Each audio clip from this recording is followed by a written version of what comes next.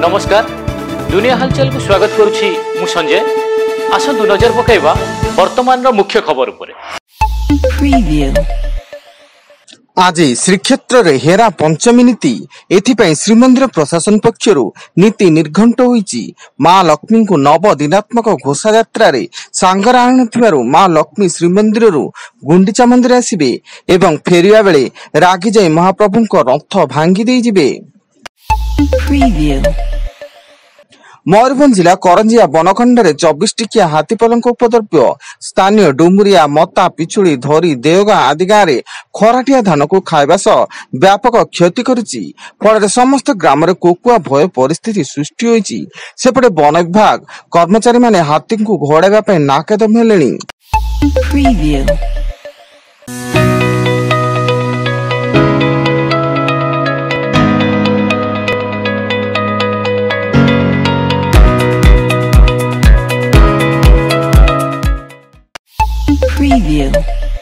मालकानगिरी जिला माथिली ब्लॉक अंतर्गत कोपरा ग्राम रे झाड़ाबांती एथिरे गाँव 7 जन झाड़ाबांती रे आक्रांत होइतिया बेले सेमानक मध्यरु 4 जनक अवस्था गुरुतर रहिछि एवं समस्त आक्रांतों को स्थानीय उपखंड चिकित्सालय रे चिकित्सा पई भर्ती करा जायछि।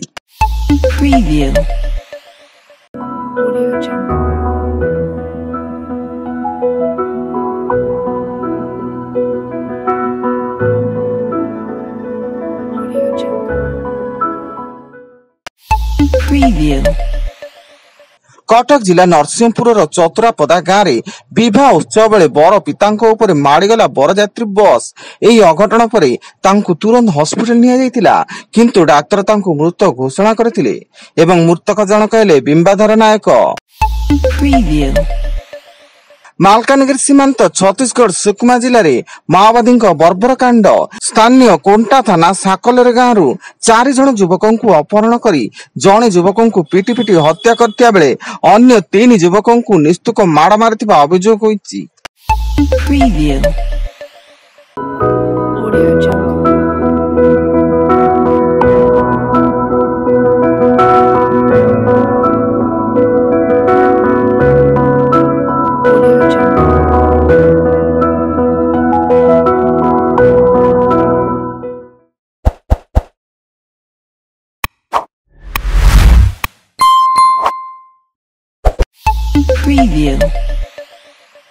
राज्य में आसंता 13 तारिख वर्षार परिमाण वृद्धि पाइबा सह दक्षिण ओडिशार अनेक अंचल में बिजुली घड़घड़ी सह वर्षा होबार संभावना रही। फल पाणीपाग विभाग पक्षरु बालेश्वर भद्रक जाजपुर केन्द्रापड़ा कटक जगतसिंहपुर पुरी खोर्धा नयागढ़ गंजाम गजपति मयूरभंज केन्दुझर आदि जिला को येलो वार्निंग जारी होइछि। पुरी रे महाप्रभु को आड़प दर्शन आरंभ होइछि।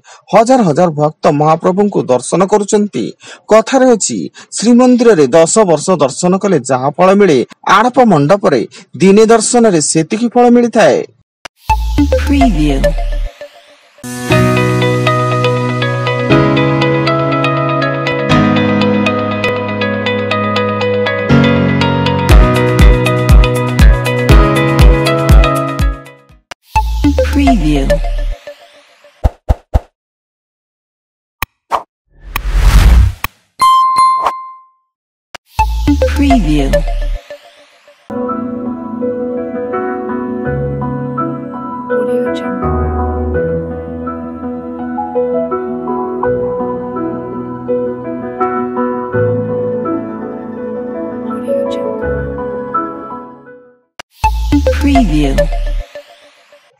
चंदका थाना गोठपाटଣା मधुपुर रे एक जमी को केंद्र करी पुलिस जमी मालिक एवं ग्रामवासी मध्य तुमुल कांड।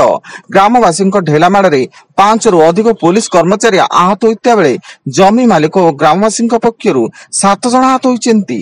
एने पुलिस गंडगोल एवं आक्रमण संपर्कित मामला रुजु करिछि। एवं जापान जीवे ओडिशा ड्राइवर प्रथम पर्यायर राज्यर 30 जन चालकों को चयन करा जायतिया बेले समस्त चालकों को बेंगलुरु रे प्रशिक्षण दिया जाय परे जापान पठाजियो बोली राज्य परिवहन विभाग पक्षरु सूचना। वर्तमान पाई एतिकी अधिक न्यूज अपडेट्स पाई विजिट करंतु आम वेबसाइट www.duniyahalchal.in। धन्यवाद।